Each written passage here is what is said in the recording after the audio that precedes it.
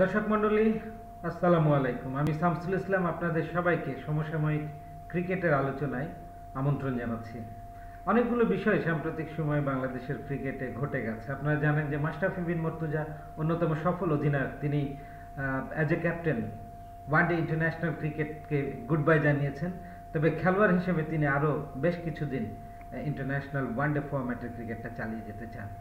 মাশরাফি বাংলাদেশের ক্রিকেট ইতিহাসে অন্যতম সফল অধিনায়ক, একই সাথে সোনার অক্ষরে লিখে রাখা একটি নাম। ৮৮টি ওয়ানডে ইন্টারন্যাশনাল ম্যাচ থেকে তিনি ৫০টি জয় পেয়েছেন অ্যাজ এ ক্যাপ্টেন। দুর্দান্ত একটা কারিশম্যাটিক ক্যারিয়ার এবং ফ্যান্টাস্টিক ইন্ডিভিজুয়াল উপাধি দেওয়া হয়েছে captain fantastic, good human being. তার নানাবিধ কারিশম্যাটিক ক্যারেক্টারশিপের কারণে এ জাতি যতদিন ক্রিকেট দেখবে, ক্রিকেট বিশ্বে তার নাম খুব সগৌরবে উচ্চারিত হতে থাকে। Hats off Mashrafe. মাশরাফির আগামী দিনের পথ চলা মসৃণ হোক। মাশরাফিদের বিদায় নিতে নেই, তারা বিদায় নেবে না। হয়তো দায়িত্বের পালাবদল হচ্ছে। আজকে ক্রিকেট খেলোয়াড় হিসেবে, দলের ক্যাপ্টেন হিসেবে ছিলেন, আগামী দিনে বেশ কিছুদিন তাকে সাধারণ খেলোয়াড় হিসেবে, একজন জেনুইন বোলার হিসেবেই দলে দেখব। এরপরে ফর্মালি রিটায়ারমেন্টের পর হয়তো আমরা দেখব যে ক্রিকেট প্রশাসনে এসে, কোচিংয়ে কিংবা ক্রিকেট প্রশাসনে এসে তার এই দীর্ঘদিনের লব্ধ অভিজ্ঞতা তিনি আগামী দিনের ক্রিকেটারদের সাথে শেয়ার করছেন, অথবা দেশের সামগ্রিক ক্রিকেট উন্নয়নে তার লব্ধ অভিজ্ঞতা তিনি ব্যবহার করছেন। হ্যাটস অফ মাশরাফি, অভিনন্দন।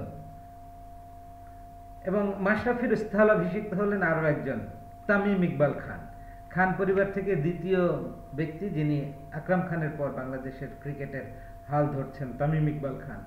তিনি দুর্দান্ত ফর্মে রয়েছেন। চলমান জিম্বাবুয়ে সিরিজে টানা 2টি সেঞ্চুরি করেছেন, 13টি ওয়ানডে সেঞ্চুরি, ৭,০০০ প্লাস ওয়ানডে রান, টেস্টে, টি-20তে সর্বত্র তিনি সবার চেয়ে এগিয়ে। এরকম একজন পুরোধা ব্যাটসম্যান যার উপর বাংলাদেশের ব্যাটিং অনেকটাই নির্ভর করে, তিনি ক্যাপ্টেন্সির দায়িত্ব পাচ্ছেন। গত ওয়ার্ল্ড কাপের পর আমরা দেখেছি শ্রীলঙ্কা সফরে গিয়ে 3 ম্যাচের অধিনায়কত্ব করেছেন তার নেতৃত্বে। তিনিও খুব ভালো রান করতে পারেননি ব্যাট হাতে এবং দলও ৩-০তে হেরেছিল। দেন এগেইন আমরা জানি না তামিমের জন্য ক্যাপ্টেন্সি কোনো চাপ কিনা এবং ক্যাপ্টেন্সির কারণে তার ব্যাটিংয়ে, স্বাভাবিক খেলায় কোনো প্রভাব পড়বে কিনা। অবশ্যই তামিম দীর্ঘদিনের অভিজ্ঞ সৈনিক, এ ধরনের ক্যাপ্টেন্সির চাপ নিশ্চয়ই তার স্বাভাবিক ব্যাটিং নৈপুণ্যকে ক্ষতিগ্রস্ত করবে না। আমরা তার জন্য শুভকামনা জানাই এবং তামিমের হাত ধরে ওয়ানডে ফরম্যাটে বাংলাদেশ নিঃসন্দেহে মাশরাফির রেখে যাওয়া অবস্থানটুকু ধরে রাখবে এবং আরও এগিয়ে যাবে সামনের দিকে, সেই শুভকামনা থাকছে।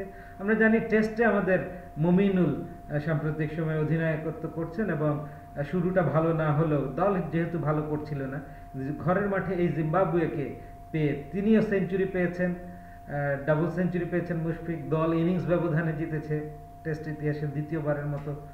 So he is in touch এবং আমরা দেখেছি যে মুমিনুল ঘরের মাঠে সত্যিকার অর্থেই একজন সাকসেসফুল ব্যাটসম্যান।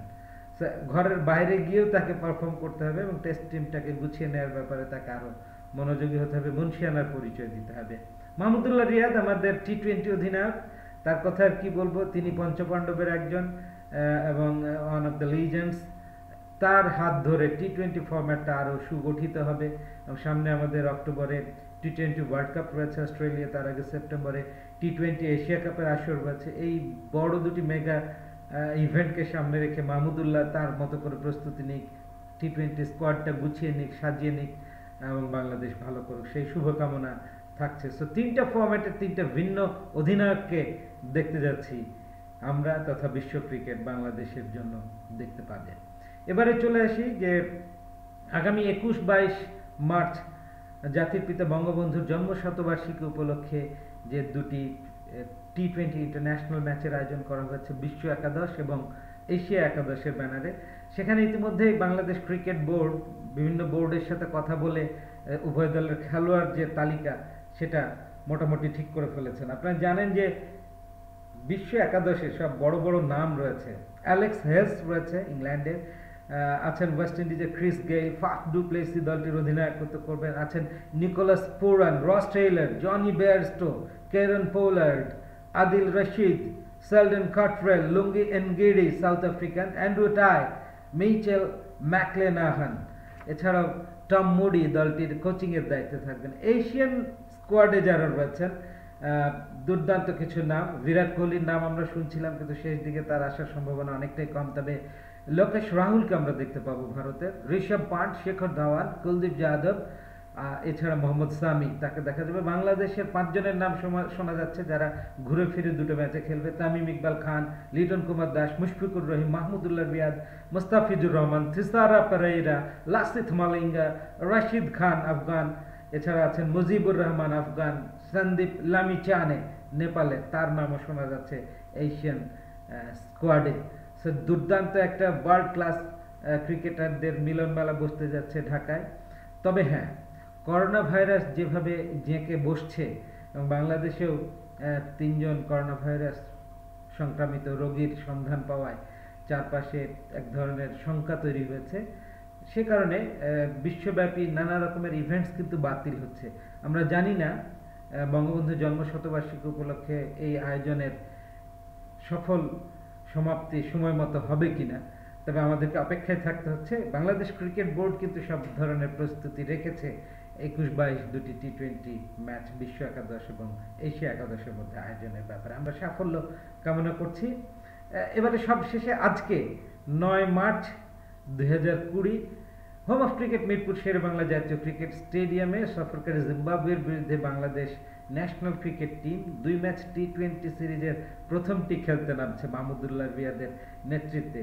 তারুণ্য নির্ভর একটা দল এখানে রয়েছে বাংলাদেশের। মাহমুদুল্লাহ রিয়াদ যদি অধিনায়ক, তিনি থাকছেন অবধারিত। এছাড়া Afif, Aminul Islam left arm right arm leg break bowler, Alamin আছেন স্কোয়াডে, তবে একাদশে সুযোগ পাওয়া খুব কঠিন তার জন্য। হাসান মাহমুদেরও সুযোগটা কঠিন। লিটন দাস, মোহাম্মদ নাইম শেখ বাঁহাতি এই ব্যাটসম্যান, সাইফুদ্দিনকে ফিরে পাওয়া যাচ্ছে, তিনি হয়তো থাকবেন একাদশে definitely. Mushfiqur Rahim, Mustafiz automatic choice, Shafiul, Tamim, তারা তো অবশ্যই থাকবেন। তার সাথে অভিষেক হয়ে যেতে পারে left arm slow orthodox Nasum আহমেদের, যিনি বিপিএলে যথেষ্ট আলো ছড়িয়েছেন। দেখা যাক কেমন হয় বাংলাদেশের প্লেইং 11টা।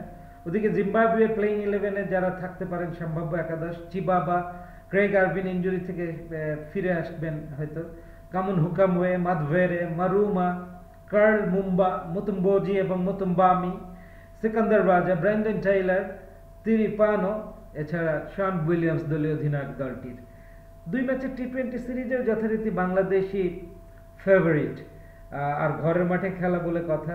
টি20 ফরম্যাটে যদি ওয়ানডের মতোই বড় বড় স্কোর হয়ে যায়, বিশেষ করে তামিম লিটন যে ধরনের ছন্দে আছে, মাহমুদুল্লাহ, আফিফ, নাইম শেখরা যদি এই পার্টিতে যুক্ত হয়, সাথে মুশফিকের ব্যাটও যদি হাসে, তাহলে 200+ স্কোর না দেখা কোনো কারণই নেই।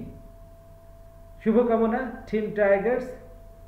দর্শক মণ্ডলী, আমার এই ভিডিও আলোচনা আপনাদের যদি ভালো লেগে থাকে অবশ্যই লাইক, শেয়ার, কমেন্টস করে সঙ্গে থাকুন এবং অন্যান্য বন্ধুদেরও দেখার সুযোগ করে দিন। বাই বাই, ভালো থাকবেন।